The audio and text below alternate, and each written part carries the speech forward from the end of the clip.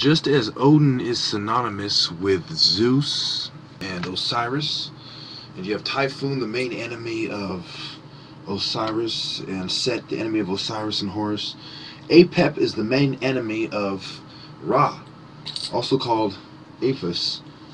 And you see in this picture, he's holding a divine rod, divine staff, and he's dealing with the demon god Apep, the dark side god Apep. Now, it's important to notice that Ra hired a cat deity to take on Apep. Well, not hired, but empowered. And that would be Bastet. And I even have the picture here.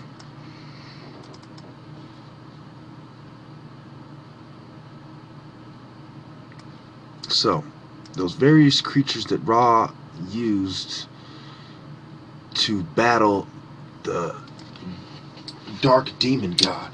You see, what Eve did in the garden was she let in the knowledge of both good and evil. The knowledge of good was supposed to be the one that came out, that was going to come out incrementally. But Eve let in the dark side temple. And then the various gods from Egypt had to intervene.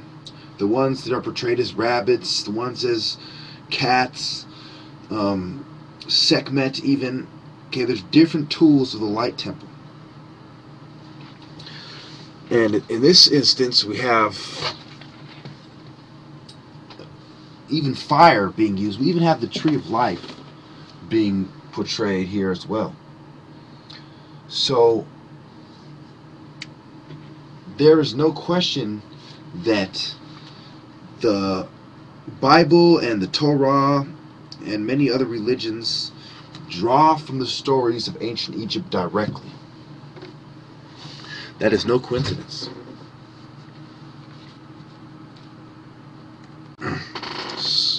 Well, as you can see in this picture of Apep, you have him almost always portrayed as coiled around something. And as we go on to the next picture, you have the rabbit, which is Sekhat, the Egyptian hare. This is the Easter, Aster, and it goes on to the etymology of Easter and how the rabbit comes into play in Christianity as well. I mean, everything that's a symbol in Christianity is a symbol from ancient Egypt, and it proves many of my points at the same time. Psychiatry, race of the ancient Egyptians, the Nubians, the Illuminati, the migration of peoples and the migration of religions, and secret societies, all at the same time. Now, we go on to another depiction of Apep. As you can see, he has wings. This is why you have demons having wings as well, and that is carried on in pictures. And also you notice that he also has a halo, which implies a divine connection, which is where the devil used to be an angel as well, etc. And in the various depictions of Apep and Sekhet, you also have the depiction I showed you earlier. It's very similar to Sekhat, when you have Bast being portrayed and empowered by Ra to take on Apep. So what you have here is the migrations of symbolism, the migrations of deities and symbols, writing systems, traditions, contextual cultures, etc. It's important to notice that the different temples, like at Dhaka and the Nile Delta minor temples and the ruins, and also, all the Arab name temples, El Hisn, El Maska, Huta, etc. So, whether it's a temple dedicated to Amenhotep, whether it's a tomb, whether we're talking about the Valley of the Kings, Dendera, Luxor, Thebes, etc., or the temple of Khnum at Isna,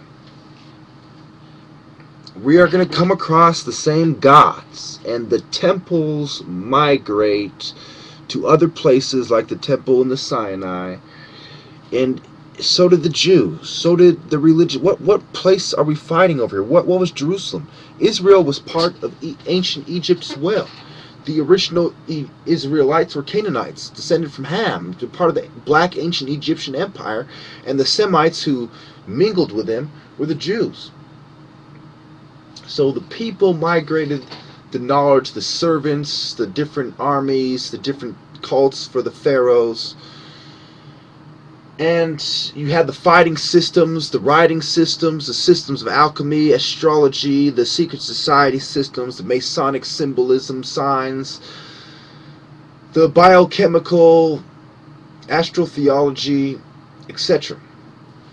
All these are principles and schools of thought from ancient Egypt, which were all part of the same temple: medicine, spirituality, education, agriculture, war arts. So why was Serket called upon on Ra's behalf? Because Ra uses the different instruments at his disposal to get his will across, just like in Revelations, using the different plagues to punish the sinners, and the locusts, and the insects with lions' heads, etc. The sun. We see that the light is used to punish as well as reward. We see the truth. Whether we're talking about the temple of Alexandria, the Taposiris Magna, the Sobek-Ray temple, a Kasar Koran, we are talking about temples to gods, cults, and pharaohs, Tutmosis III, at Abydos, at Amen at Dir. What are we talking about here? We are talking about truths, Marin Ptah, mortuary temples. We are talking about war temples, sun temples, cult temples, the ruins of other temples, the migrations of temples, the location, sacred ground, ritual, dimensional thinking. By now you should understand the things that I'm saying, that even Rastafari comes from principles of ancient Egypt to Christianity, from Judaism to Christianity, all the way down to Rastafari. Mormonism followed ancient Egypt to Judaism to Christianity to Mormonism, etc., to different sects. So we are branching out here. It's the tree of life, the tree of knowledge, the tree of religions, the tree of the light temple and the dark temple as well. So the evolution of the temple of Seti seems to be evolving quicker than the evolution of the temple of Ra. And that is the problem.